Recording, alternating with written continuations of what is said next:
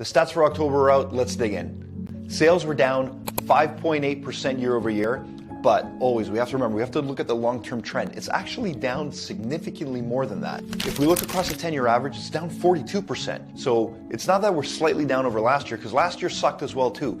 This is the slowest October since 1999. We've added probably 2 million people in that time frame. So new listings, inventory that comes onto the market throughout the month, that was up 38% year over year. But again, look over the long term. We're actually up only 5% from what we're normally used to seeing around this time. But active listings, that's the inventory that's left over at the end of the month, and that's what piles up. That's actually up 26% over the long-term trend and 50% year over year.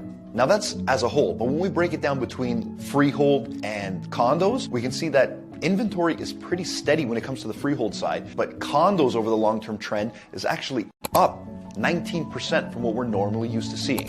The condo market is actually the one that's sort of lagging more than the freehold side. So the big takeaway from all this is that it's actually demand that's been subdued, because the inventory we're seeing is pretty stable and normal to what we see throughout the past decade. So for you sellers out there, definitely you have to focus more attention on marketing and preparing your home, and also realize that the market is starting to shift. So be realistic in price and understand that it may take longer to sell your home. For you buyers out there, you want to focus on homes that don't actually look the prettiest and the ones that have been sitting on the market the longest, because they're going to be the ones that will flex on price, and you may be able to get yourself a great deal. So if you like this kind of content, follow along, and if you're thinking about making a move, find it with the Kompass Realty Group.